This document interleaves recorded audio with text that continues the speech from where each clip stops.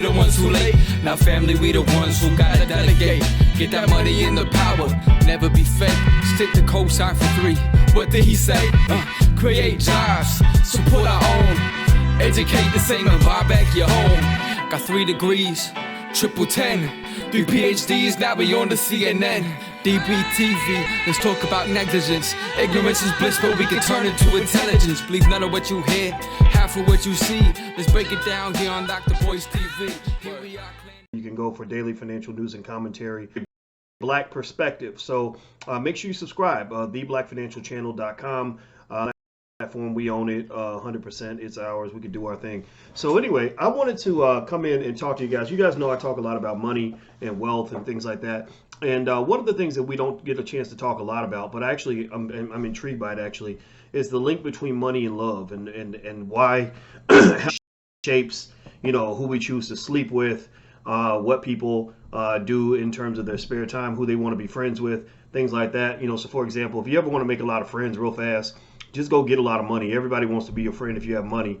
But I encourage you to be cautious about that, because there are a lot of people that have money that will use their money, their fame, and their power to make a lot of friends and get a lot of instant trust. And these are just not good people in many cases.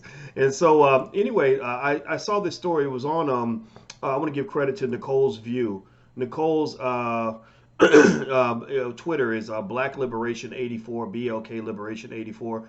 And so I think she has a podcast. I think it's called Nicole's View. And she shared this story that I thought was really interesting. And it was called Landlords Asking for Sex Instead of Rent During the COVID-19 Crisis. So basically, due to this crisis, and I told you guys in the beginning, remember, I've been saying this for weeks, that, you know, if you don't at some point at least consider getting the economy started or figuring out a pathway back to people going to work every day, you're going to start to have a lot of side effects from the drug called poverty. Right, you know, or the virus called fear. The virus called fear and poverty mixed together. It's going to create a lot of crazy side effects that you may not have anticipated. You know, for example, we talk about the death toll and stuff like that. Well, the death toll is going to go up if people go, you know, 3, 4, 5, 6 months without paying their bills. So I have some friends online, you know, who are pretty hardcore socialists, you know, Bernie Sanders types, who are basically resisting the idea of ever possibly opening up the economy, because they feel like, well, you know, I'm not going to die for your capitalism. I'm not going to die for your. Well, first of all, I hate really just making people mad when I say this, but, you know, your odds of dying from the stuff that's out there are very, very low. I told you guys, I did the math. It's about 1 in 800 of a chance that you'll catch the virus, and then a 1 in 26,000 chance that you'll actually die from it.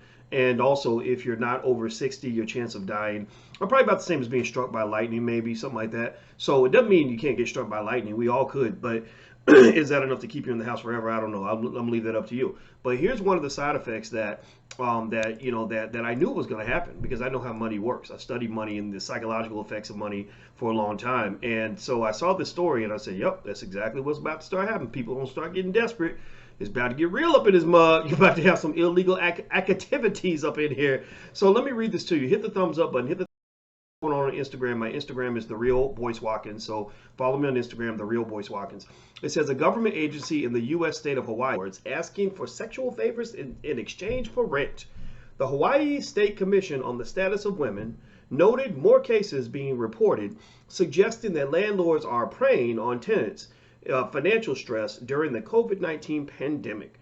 Due to recent layoffs and furloughs, only 69 renters were able to pay rent on April 1st. 60. I'm really real curious to see how the men think. When you were young and broke, I was young and broke. If I was young and broke as a man, this is me speaking as a man now. I know women are different from men. If I'd had a hot, sexy, and you ain't got to pay no rent, I would have saved a lot of money in college. I would have saved a lot of money. I don't think I would ever pay rent. Don't get me wrong. I'm not saying that this stuff is okay, but the fellas, would you at least consider an indecent proposal if you were trying to pay your rent and your landlord, let's say that all bets are off if she's ugly, you know, or she looks like Lizzo or something, like all bets off. And I'm talking about, let's say you had a landlady who, not a land dude, unless you're into dudes. If you're into dudes, that's okay. I'm not judging. I don't judge what people do in the bedroom. I really don't. I'm a libertarian in that way. I'm not here to judge what you do in the bedroom, because I I don't think that's healthy. I think sex is very natural, actually. That's why we're all here.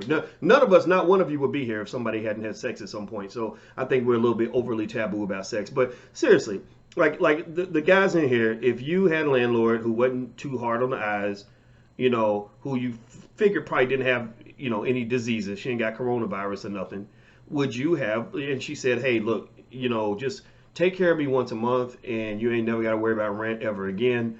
How many of you would have been able to save a little extra money, would have put some extra in your stock portfolio, 401k? I'm not gonna lie. I don't, so as a man, when I read stories like this, obviously, men and women view that differently. Right. So I have to actually convert my thinking to that of a woman to understand why this sort of proposal would be considered predatory, unfair, or indecent. Now I'm not going to ask the ladies that question, because here's what I know. Remember, I wrote a book called Financial Lovemaking years ago. In 2006, I wrote this book. So I studied how people respond to money, how women in particular respond to, male financial advances, or the advances of a man who's financially endowed, if you will. Here's what I know. You ain't got to confirm it, because I know this. I've studied this because I observe things. Women are more attracted to men that have money than they are to men who are broke. Seriously, like, if you're broke, it doesn't mean you can't even the score somehow. Maybe he's got some other things going on. But most of the time, if all else is equal, the man with a lot of money is going to have the prettier girlfriend than the man who puts on a Burger King uniform every day. That's just a fact. People act like money doesn't matter because it's taboo to admit that it matters. It's taboo to say, I really want financial security. Like, I'm not trying, ain't nothing going on but the rent. I ain't trying to be broke up in here. I can struggle by myself. Sometimes you hear women say that, but a lot of women, they're forced in a box. We put women in an unfair box where they're forced to pretend like money doesn't matter. And I think that's unfair, because that's like forcing men to act like, that a big booty don't matter, or that long pretty hair don't matter, or that if you're gorgeous and beautiful, that I'm going to treat you the same as if you were looking like a ragamuffin. Like, that's not true. We know that's not true, right? So I think the same way it's not true, and it would be unfair to force men to pretend like they're going to treat every woman the same no matter what she looks like. I think it's unfair to expect women to see all men as equal, including the ones who are broke and busted. That's why I speak specifically in many cases to black men about the importance of learning about economic strength and how to obtain that, because I think women want that. I think it's not even something they choose. It's biologically wired in their brain stems from 100 million years of evolution. It just is. That's my belief. You're not going to change my opinion. That's just what I think. Now, with that said, here's what I'm going to say. I think in our society, we do have a big money for sex trade that happens all the time. It's just a more subtle process. It's not, here's $100, let's go in the bathroom. That's kind of on the raunchy end. It's usually like, so it's something that people have to accept. I think men can't naively go into life thinking that, okay, you play for the Dallas Cowboys and you signed a 100 contract.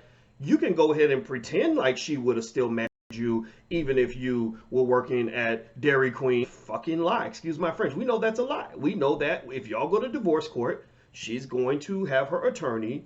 All you gotta do is just take care of me. All you gotta do is give me what I want. Right? I want them to have freedom. I want them to have the ability to choose without having to be the dominant factor. Now, if you choose to, marry a guy or date a guy because he's doing well financially, and that's part of his attractiveness package, that's okay. But it has to be a choice. And what happens is that when we don't train our girls to be financially intelligent on how to make their own money, they get to the point where they don't have a choice. I don't know if you guys know this or not, but did you all know that the single black mother has the lowest net worth of any group of people in America? Did y'all know that? The single black mother, the single white woman's net worth is like $48,000 or something like that. The single black mother's median net worth is like $5. $5. So, and then we could talk about the men. The men, there's an urgency in teaching your sons, but it's a different kind of urgency. It's a different style of necessity, meaning that for him, he can't go through his life on his knees begging a white man to give him an opportunity, because what if the white man doesn't show up and doesn't help him? He's going to have to know how to create his own business. So because at the end of the day, his woman and his kids, as much as they might want to love him through all his inadequacies, the baby still needs a new pair of shoes. The kid's still going to have to eat, right? So at the end of the day, that's why I think financial literacy and financial training is so important. So because when I see this offer of exchanging money for sex, I'm not saying that it's okay. I'm going to say that I don't really care. I mean, if somebody's sleeping with somebody to get money, I really don't judge that. I just don't care. It doesn't, because I'm not there. As long as you're not sleeping with me, I'm okay with that. But one of the things that I think is really unfortunate is it's an awkward power dynamic in the sense that you know, we can say, and I'm not saying that it's not predatory to say to somebody like, hey, look, you tickle my balls, I'll overlook the fact that you didn't pay the rent this month, right? Like I'm not saying that that's not predatory, right? That's clearly an uncomfortable exchange. I think it happens a lot, but it's uncomfortable. It's not something I agree with at all. But here's the thing, right? So you then say, okay, that's predatory. It's highly inappropriate for you to make that suggestion. Well, unfortunately, the challenge, the ugly part of that is that at that point, then he suddenly just says, okay, fine, get out, get the fuck out. You and your kids, leave, get out. Y'all got to go, right? Now, I'm not trying to say either one of those options are good, but I'm saying that a lack of financial preparation and a lack of financial security often puts you in situations where you're between a rock and a hard place. The best way to avoid somebody engaging in predatory actions or proposals towards you due to an amount of leverage that they have over you is to avoid situations where the leverage exists at all, right? So why not train your daughter instead of being the renter? Why not train her to be the landlord, so that she never has to make an uncomfortable decision like that again? If she want to be a hoe, it'll be because she chose to be a hoe, not because somebody drafted her into hoe slavery. Like that's what I'm saying to you. Again, I'm saying this without judgment of what people do with their sex lives, because I'm sure half y'all in here are probably freaks and they gonna pretend like you ain't never done nothing nasty in your life. But I know how life works. Come on now, I'm 48 years old. I've seen a lot. So I'm not judging. I'm not judging that at all. I'm just saying that one of the reasons that economic intelligence is so important for black people is because it gives you options. It gives you freedom. And people that have to deal with these situations are people, unfortunately, who were never prepared to have or create any options for themselves. And I think that's highly unfortunate. And so this complaint is happening everywhere. It's going to get worse. It's going to get worse. Pretty soon you're going to hear stories about people stealing and killing and doing terrible things to other people because they're getting desperate. That's why I'm going to just say this. I'm going to say, here's what I'm going to say. I'm not going to say it wrong. I don't say it wrong. Because people get mad. They I don't know. They think I'm too insensitive or what. I'm not insensitive. I'm very sensitive to what we're going through with this virus thing. I'm very sensitive to it. I follow all the rules. But I'm going to say that I'm trying to figure out, why there is so much resistance to trying at some point to get some parts of the economy restarted. I think that you can still do social distancing. You can still wear your mask. You could still, quarantine a little bit. You could still make sure the senior citizens are kept in a separate space so they're not vulnerable, and still have the economy up and going. Because I think that whatever you've seen up until this point, you're going to start seeing worse things as time goes on. This is just month one. Wait till month two comes around, and landlords are going to start putting people out in the street. It's going to be real, man. It's going to be real. So somebody said, Larry said, Doc, man, if you didn't have a PhD, you would be out here laying the pipe. Well, who said you can't lay the pipe if you got a PhD? I'm playing. I'm really joking. I'm not here to be raunchy and crass. I'm trying to be all professional and stuff. Everybody has a sex life, and if you don't, you should get one, because that's what you're here for, is to reproduce on some level, or to at least engage in the act of reproduction. If you haven't done it, it's fun. You should try it. Jerome, thank you for your donation. He says, starting my property preservation business this summer. Thanks to watching your videos. Okay, all right, with Daniel Pierce. All right, great. I just wanted to thank you. You made me realize my time was worth more than a paycheck. All right, my brother. Good for you, man. Well, when you come back in, Jerome, I'm glad you made a donation in the Super Chat, because when people make donations in the Super Chat, unless I'm with Dr. Claude Anderson, I always read their entire comment. So if you guys ever want like cheap advertising for your business, if you make a donation in the Super Chat, then your comment appears in color. And out of respect for your donation, I usually will read the comment if I can, unless except for in certain situations. Most of the time I will. And that's a good time to promote your business. So when you come back, do another super chat donation, Jerome, and mention the name of your company, and I'll mention your company on the podcast. And we have a lot of viewers and stuff like that, so I hope that'll help you out. What's a good stock to invest in? There are quite a few. Some of the stocks that I've been recommending have already kind of made their moves, and some of the analyst recommendations have shifted a little bit. But in the Black Stock Market program, I have a list. I do research on different stocks every day. Let me see if I can think of one that I liked. Home Depot. I picked that one. That was one that I grabbed onto. Me and Alicia went to Home Depot last week, and that sucker was full. So many people were there doing, while they're at home now in quarantine. I think people are going to start living again. I don't think people are going to just stay in this weird situation where they can't do anything, can't go out. I mean, it's Easter weekend. She went to the grocery store. It was totally packed. Wasn't nobody wearing a mask. And I think that's really normal. I don't think that it means that we're being irresponsible, right? You're not trying to have house parties and everybody just breathing in each other's face. But I do think that eventually people are going to be like, okay, I got a 1 in 25,000 chance of possibly dying by going out and living my life. I'm gonna go live my life. Or even when you talk about going to see your grandma is 75, 80 years old, ain't got that many years left. I don't want grandma to have to spend the rest of her life in quarantine until she's old and dead. Who wants to do that, man? Seriously. So let's see. Do you think the banks will do a bail-in and use our deposits? Bail themselves out with our deposits? No, they're not going to do that. How will this affect November? It's going to be interesting because all your presidential candidates are really old. So they're at high risk of coronavirus. So how are they going to campaign? That's the part I'm really curious about. How y'all going to work that out? Because both Trump and Biden are super old, so they're right in the high risk group. So I think that's going to be fascinating to see how they finagle that one. I don't know. I heard rumors about Obama going and being a surrogate for Biden. I could see that happening, but I don't know. But even at Obama's age, anybody's age, I don't think, even myself, I don't shake nearly as many hands as a Barack Obama does, but I go places and I shake a lot of hands.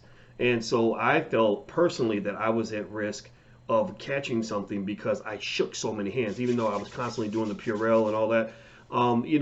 So it's not that the virus isn't out there and it's not real and that it really can't hurt you. But I can't sit here and live in fear, man. I can't sit here and just be like, oh, I'm going to stop my whole life because there's a 1 in 25,000 chance I'm going to catch this and die. Every year you have some probability you could die of the flu. I don't know if y'all know that, but the flu actually killed 80,000 people last year. And so if you expect me to cry over, the corona cases, then you should have expected me to cry over the flu cases. Or you should expect me to cry over the fact that 1 in 6 Americans dies from a heart disease. There's thousands of people that die from cancer. There's thousands of people AIDS. Think about this. You got AIDS been out here 30 years, and people still out here having raw sex. Seriously, there's people out here still having raw sex, even though AIDS has been around for a long time. And my belief is that there's some people who are like, yeah, I hope it don't happen, but I'm just going to take my chances, right? I think that's what people are thinking. I'm not saying it's right or wrong, but I'm saying that I think that there are people who are just saying, you know what, I'm just going to choose to live life. And if bad things happen, then so be it, but be responsible, So again, I think of it a little bit, I guess you could think about it like sex, right?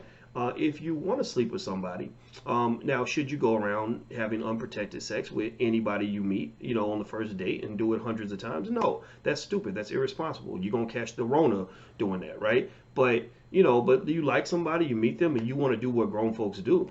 I don't really know if the chances that you could catch a disease should keep you from exploring your life. So that's my 2 cents. That's what I believe, and I'm sticking to it. All right, guys, so I'm out of here. Have a good day, and thank you for listening. And by the way, please help me with this campaign. I want black people on our channel because we are the intelligent black people. We are the talented 10th. We're not into as much of the dumb stuff as everybody else.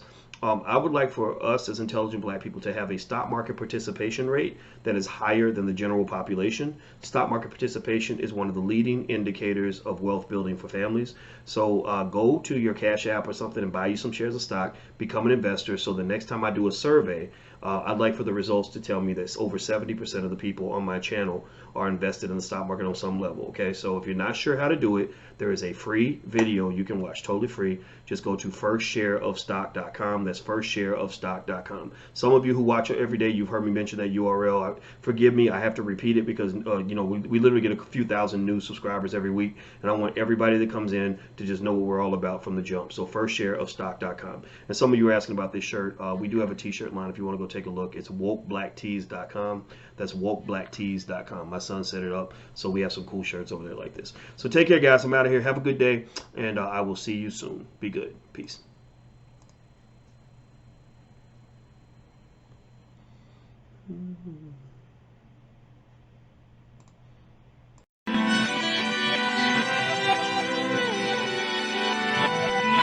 Here we are, clan the isms, cataclysm, great. Our people out here struggling, trying to make it in this state.